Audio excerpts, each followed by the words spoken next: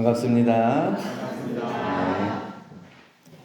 오늘은 말에도 얼굴이 있다는 제목으로 말씀을 드립니다. 말에 얼굴이 있는 거 보셨어요? 못 봤습니다.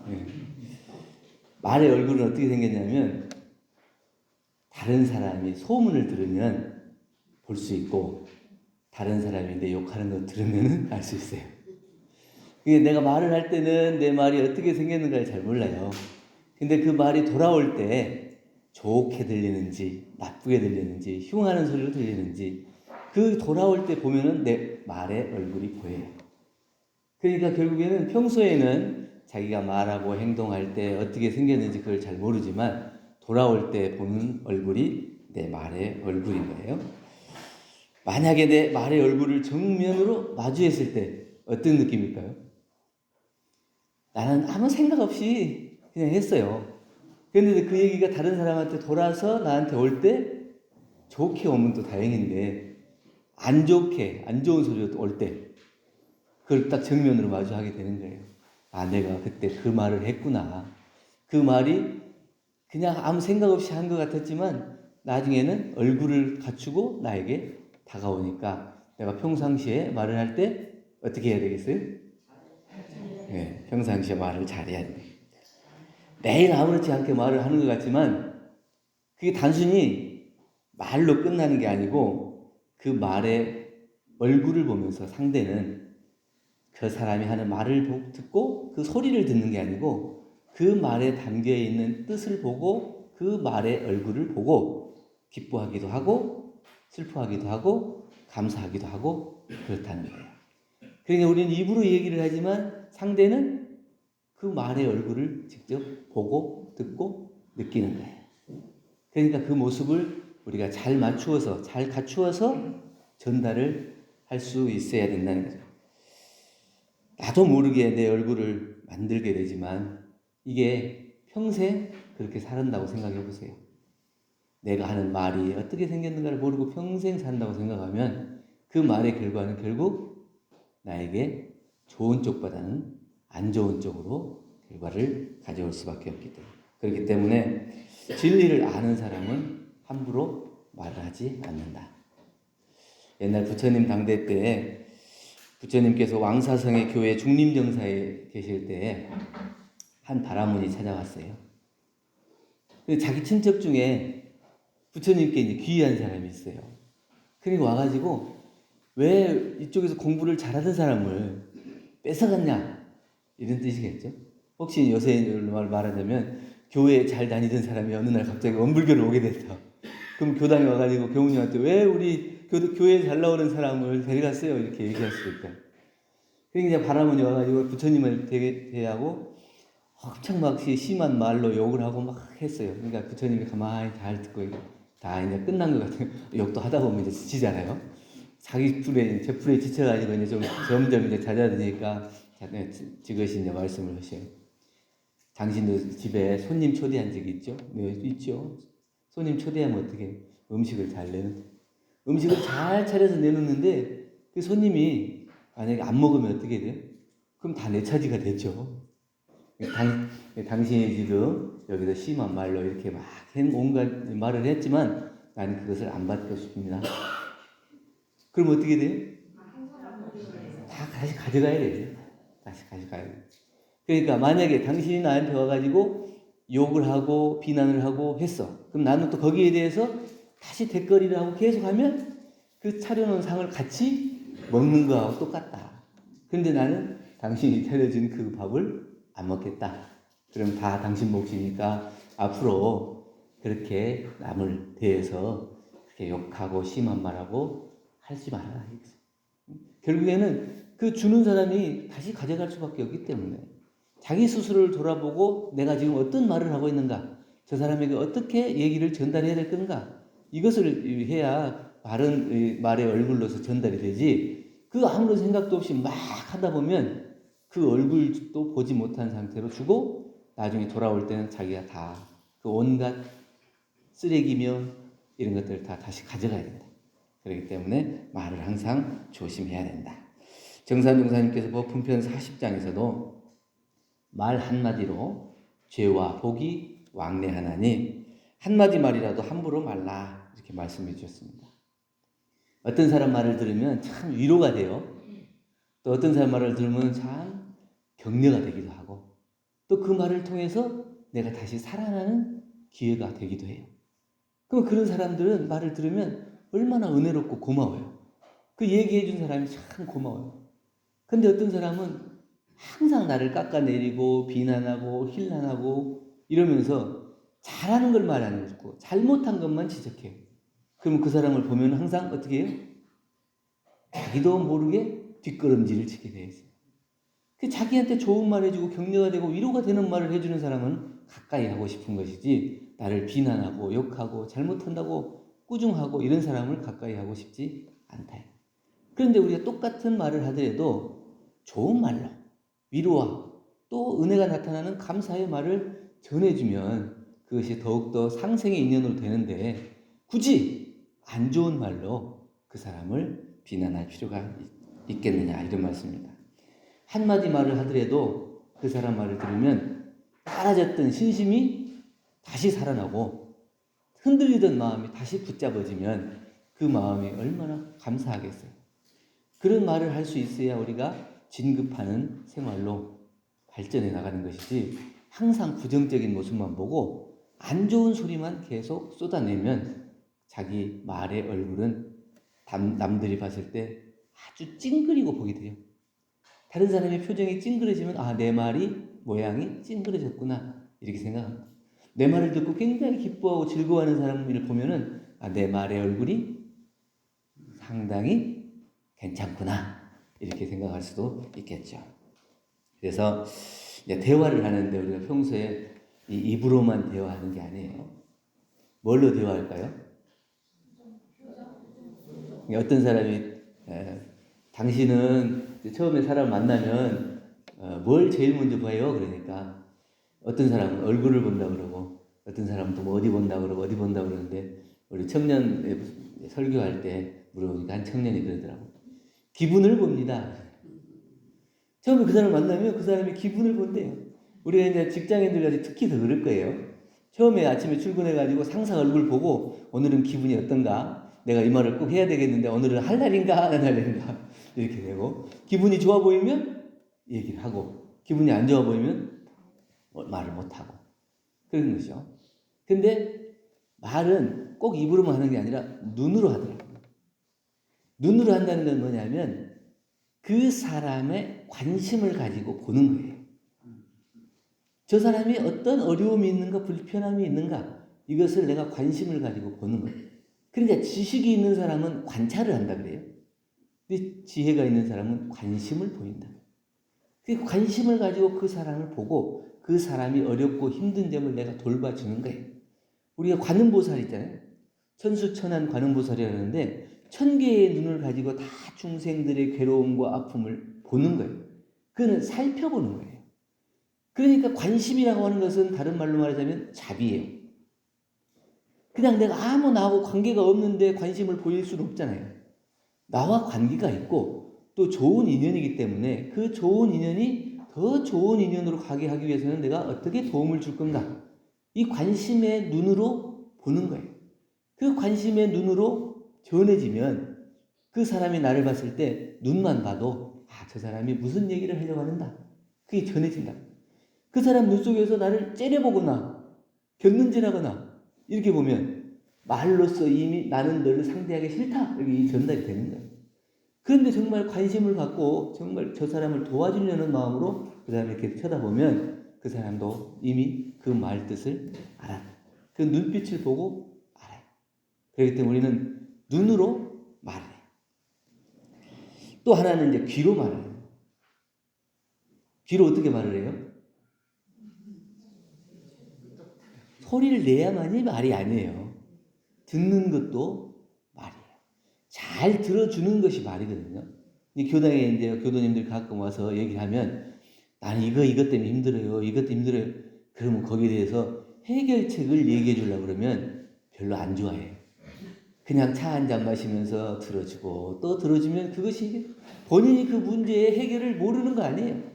왜 이 문제가 생겼는가에 대한 원인도 알고 어떻게 하면 해결되는가도 알아요. 다만 이것을 누가 들어주고 공감해 주냐, 이것으로 내 위안을 삼고 싶은데 거기에 대해서 해결책을 얘기해주면 안 된다.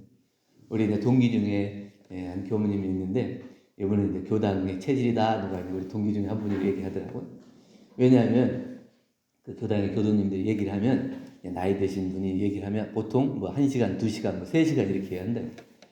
근데 거기에 대해서 싫은 내색도 안 하고 뭐 이제 어디 가야 되니까 그만하라고도 안 하고 바쁜 기색도 안 하고 2시간, 3시간을 들어주면서 야 그렇죠, 그렇죠, 그렇죠만 해. 계속 들어만 주는 거예요. 그러면 이 사람은 들어주는 것이 그 사람하고의 말을 해주는 겁니다.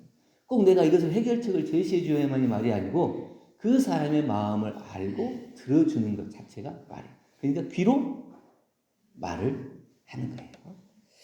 또 하나는 몸으로 말을 하는 거예요. 정산 종사님께서 응기편 17장에 우리 향산 안희정 종사님 처음 이제 교단 교화 나갈 때 어떻게 처음 교화선상에 나가서 보감이 될 말씀을 해주십시오. 그러니까 몸으로 먼저 실행을 해라.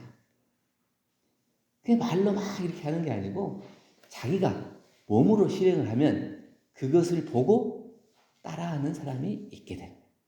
그러니까 말을 잘하는 사람은 입으로 말을 잘하는 게 아니라 실행으로 먼저 모범을 보이는 게 가장 말을 잘하는 사람이에요. 누구나 다 힘든 일은 하기 싫어하고 괴로워하고 그러죠. 그런데 그 힘들고 괴로워한 일을 먼저 나서서 하는 사람, 이 사람은 우리가 마음에 존경을 갖고 또 그 사람이 무엇을 말하고 하는지를 다 들을 수 있어요. 꼭 말로 이것은 이렇게 해야 됩니다, 저렇게 해야 됩니다, 이렇게 하지 않아도 그 사람이 먼저 몸으로 실행함으로써 말을 해주는 것이 되는 겁니다. 행동으로서 전하는 말이 가장 힘이 있는 것 같아요. 가본 사람하고 안 가본 사람의 차이가 뭔지 아십니까? 확신이라고 해요. 근데 어떨 때는 안 가본 사람이 이길 때도 있대요. 그게 이제 고집이라는 거예요. 옛날 같으면 이제 남대문이 문턱이 있어요, 없어요? 아니, 가본 사람은 문턱이 없다는 걸 알아요. 그래서 확신이 자신 있게 얘기를 하죠. 문턱이 없어. 내가 가봤는데 문턱이 없어. 근데 안 가본 사람이 문인데 그것도 문인데 문턱이 없을 리가 있냐. 세상에 문턱 없는 문이 어딨냐. 남대문이면 그것도 문이니까 문턱이 반드시 있죠. 왜 없냐. 결국에는 고집에 못 이기는 거야. 근데 이제 그 확신을 갖는다는 건 뭐냐면 내가 이것을 이렇게 했을 때 어떤 결과가 나타난다는 것을 확실히 아는 사람은 그것을 실행하지 않을 수 없다. 인과에 대해서 확실한 사람은 인과를 지키겠죠. 계문을 지키고 솔성령을 지키고 하자는 것과 말자는 것을 다 실행하고 지키겠죠. 그런데 그거에 대한 확신이 없는 사람은 인과가 뭐야? 어떻게 되는 거야? 내가 내생 뭐 있어? 이렇게 생각하고 그냥 안 해요. 그는 아는 사람과 모르는 사람의 차이. 아는 사람은 실행을 하고 모르는 사람은 변명을 하는 거예요. 그렇기 때문에 우리는 몸으로써 먼저 실행을 해야 된다. 행동이 습관이 되고 습관은 업이 된대요. 내가 반복적으로 행동을 하죠? 그럼 이게 이제 습관이 돼요. 그 습관이 결국에는 자기의 업이 되거든요. 그러니까 교통사고 나는 때 교통사고 낸 사람 또 이렇게 자격 정지되고 이런 사람들 가서 이제 교육 받고 그러더라고요. 불법 유턴을 처음부터 하는 게 아니래요. 아니 그 사고가 나는 게 불법 유턴을 뭐 40몇 번인가를 연달아 하면 사고 한 번이 난다는 것 같아요. 그게 통계적으로. 그러니까 무심히 괜찮겠지 하고 했던 행동이 계속 하다 보면 어떻게 해요? 이제는 그게 아무렇지도 않게 돼. 처음에는 다른 사람 눈치 보고 경찰 보고 이렇게 하다가 나중에는 아이 뭐 괜찮지. 이것이 자기의 행동이 습관이 되고 습관이 업이 돼서 결국에는 자기도 모르는 사이에 잠깐 사이에 이 사고가 난다. 그러니까 사고가 한 번에 나는 게 아니래요. 자기 행동을 돌아보면 그 사고가 날 행동을 끊임없이 무의식적으로 해와서 자기의 습관과 업이 돼서 그게 만나지는 이렇게 얘기를 한답니다. 그 부모가 있는데 어린 아들이 있대요. 근데 집에서 술을 한 잔씩 하는 것을 즐겨했던 것 같아요. 그러니까 카스를 좋아했나 봐요. 그러니까 이제 영어로 이제 카스 써 있잖아요. 이게 집에서 늘 이제 카스를 먹어. 그러니까 한 5살 되는 게 아들이 어디 가다 보니까 요 간판에 이렇게 카스가 써 있대요. 그래서 저거 카스 이렇게. 그러니까 이 부모가 생각했을 때, 야, 이 어린애가 벌써 영어를 읽네? 어떻게? 그리고 이 천재 났다 이렇게 생각하고, 야, 이 다른 영어를 지적하면서 이것도 읽어봐 그러니까 카스, 이것도 카스, 저것도 카스. 그렇게 이렇게 꼬부란 글씨로 영어로 생긴 것은 다 카스예요. 왜냐? 집에서 늘 카스만 봤으니까. 그것이 행동이 이 습관이 되고 습관이 업이 되는 거예요. 그러니까 그 늘 카스만 보고 부모가 그렇게 마시고 하는 것을 봤던 애들은 나중에 어떻게 되겠어요? 술 마시는 것이 아무렇지도 않게 되고 그 술 마시고 하는 행동도 아무렇지 않게 돼요. 그렇게 느끼게 돼요. 그래서 자기도 아무 생각 없이 술을 마시게 되고 또 취한 행동을 하고 사고로 이어지고 그것이 이제 업이 되는 거예요. 또 하나는 어떤 이제 부모들이 똑같이 이제 술을 좋아했던 것 같아요. 근데 이 부모들은 조금 더 심했나.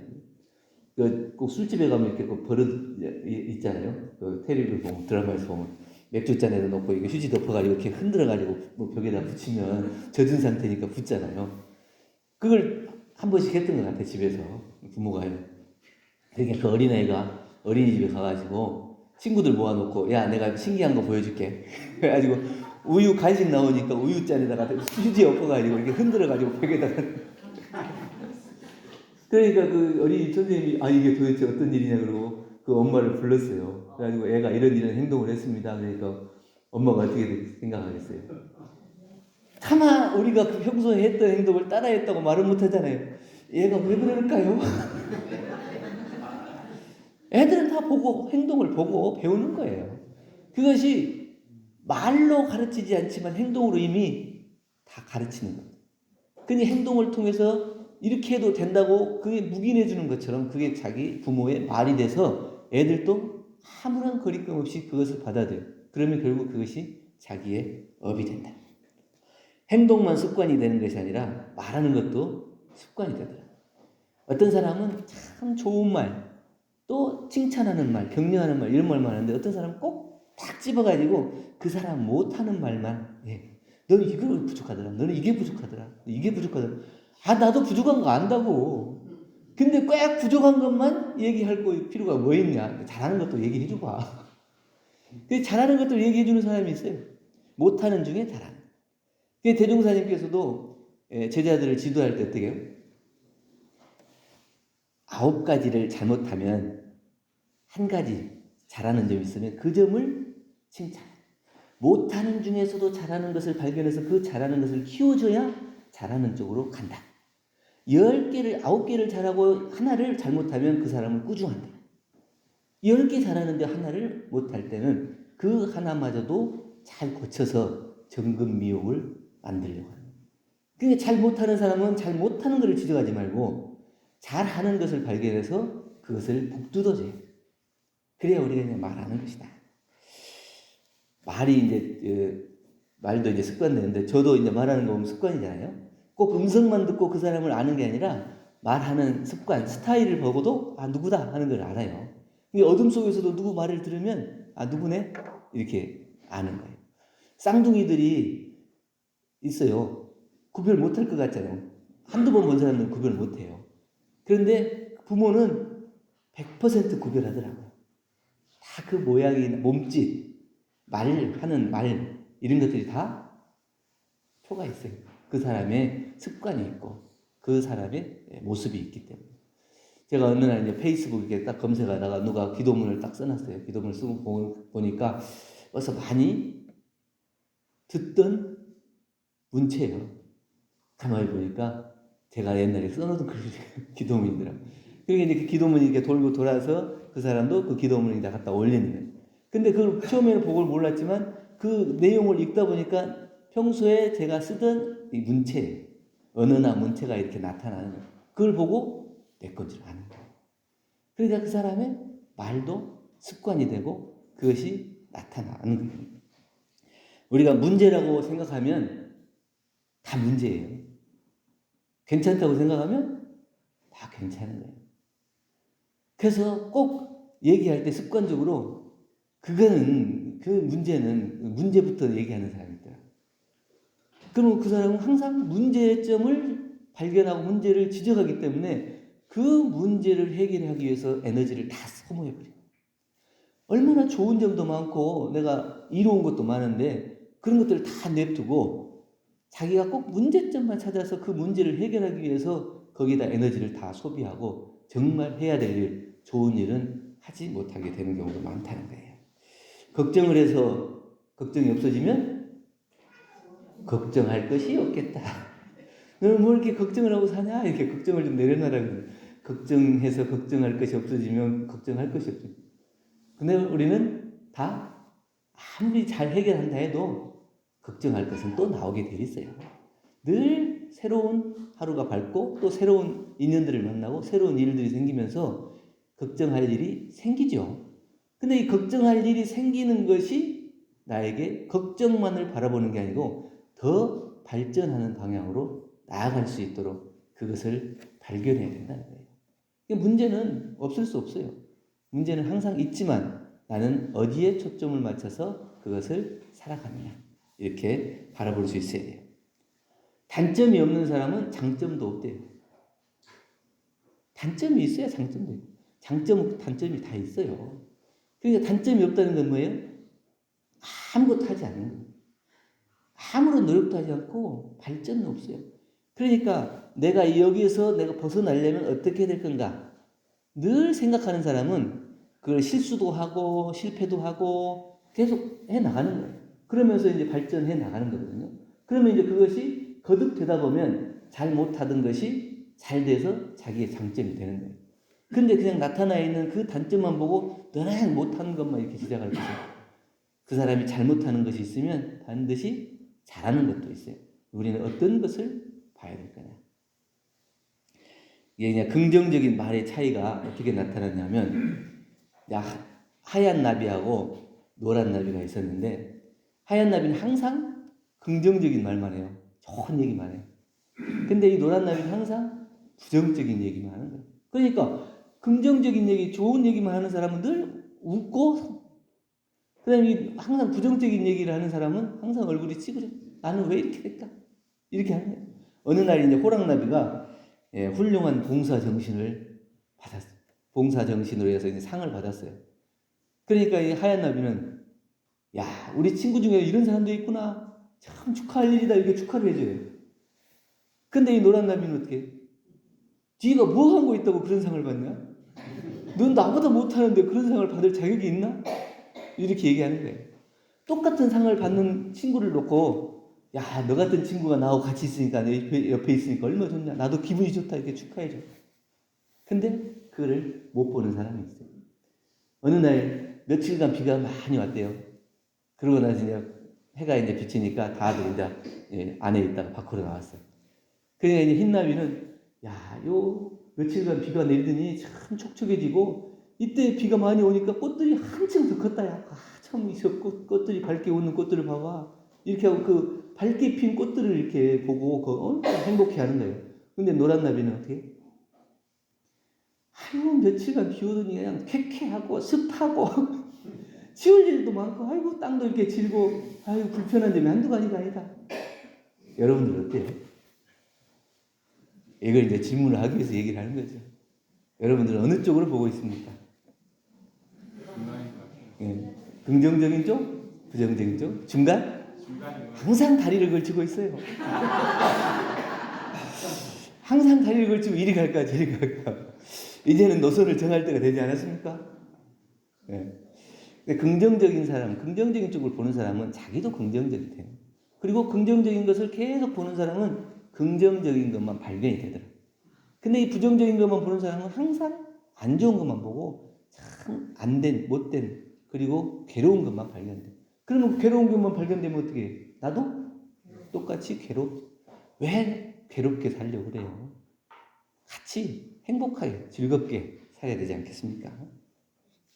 그래서 우리 이제 대종경 인도품 35장에도 대종사님께서 하신 말씀이 있습니다. 제자들이 이제 신문을 보면 이렇게 좋은 일도 있고 안 좋은 일도 있고 그죠? 거기다 대고 이제 모여가지고 이제 시사에 대해서 이제 평가를 내리는 거예요. 이거는 좋다, 안 좋다, 뭐 이렇게 여러 가지 얘기를 하는데 대종사님께서 제자들에게 그대들이 어찌 남의 일에 대하여 함부로 말하는가? 참된 소견을 가진 사람은 남의 시비를 가벼이 말하지 아니하나니라.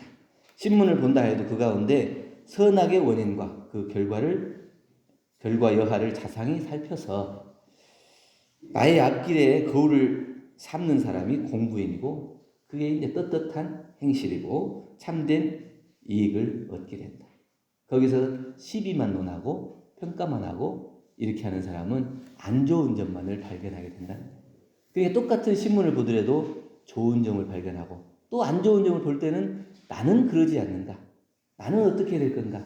이것을 살펴서 공부하는 사람은 날마다 떳떳한 자기의 행실로서 자기의 말로 이렇게 살아가는 사람이고 시비하고 분별하기를 좋아하는 사람은 늘 거기서 벗어나지 못하고 다른 사람의 잘못만 보게 된다는 말씀입니다. 말에 속고 또 말에 감동한다는 말이 있잖아요. 우리 말에 많이 속잖아요. 교무님 모시고 내장사 단풍 구경을 시켜달라서 갔는데 그분이 그 전에 오셨을 때 얘기를 해주시더라고요. 거기 가면은 그 거리에 이렇게 딱 써 있어요. 하늘이 주신 단감 30개 만원. 그러니까 야 단감이 30개 만원이면 싸네. 그리고 이제 차를 세우고 내려서 단감 주세요 그러고 해. 그러면 그래서 주인이 뭐냐면 이거는 별로 질이 안 좋은 거예요. 맛이 별로 없어요. 진짜 맛있는 건 이거거든요. 그럼 그건 얼마예요? 이건 5만 원이에요. 맛없는 단감 30개 사가봐야 맛없는 걸 30개를 먹잖아요. 그걸 몰랐을 때는 단감이 30개면 만 원이면 싸네 그러고 갔지만 사람이 이거는 맛없는 거 이건 맛있는 거 어느 걸 고르겠어요? 맛있는 걸 고르게 돼. 이거 속았네 이렇게 생각하면서도 맛있는 걸 살 수밖에 없어. 근데 만 원을 내려고 했다가 5만 원을 사는 거는 그럼 4만 원이 더 지출이 돼. 근데 어쩔 수 없어. 이게 말에 속고 또 말에 감동한다는 건데 우리 이제 대종사님께서 한때 이제 우리 황희천 선진 알죠? 이분이 있는데 어느 날 꿈속에 대종사님께서 바쁘게 오셨대요. 나타나가지고 내가 전에 너한테 약속한 게 있는데 못 해준 게 있어가지고 참 내가 다른 건 다 걱정이 없는데 그거 하나 못 지키고 간 거다. 오셔가지고 내가 예전에 한번 그 성주를 써주기로 한 적이 있다. 그랬는데 그걸 못 써주고 열반을 하신 것 같아요. 그러니까 오셔가지고 성주를 써주고 또 몇 개, 두 개 정도 더 써주고 바쁘게 가셨다. 근데 그 성현이 그 약속을 그냥 말로 하셨지만 그냥 지나치고 열반하셨으니까 그렇게 할 수도 있지만 그 마음이잖아요. 그러니까 그 마음이 그대로 그 황희천 선진에게 전달이 돼요. 그 약속한 것을 잊어버리지 않는 것.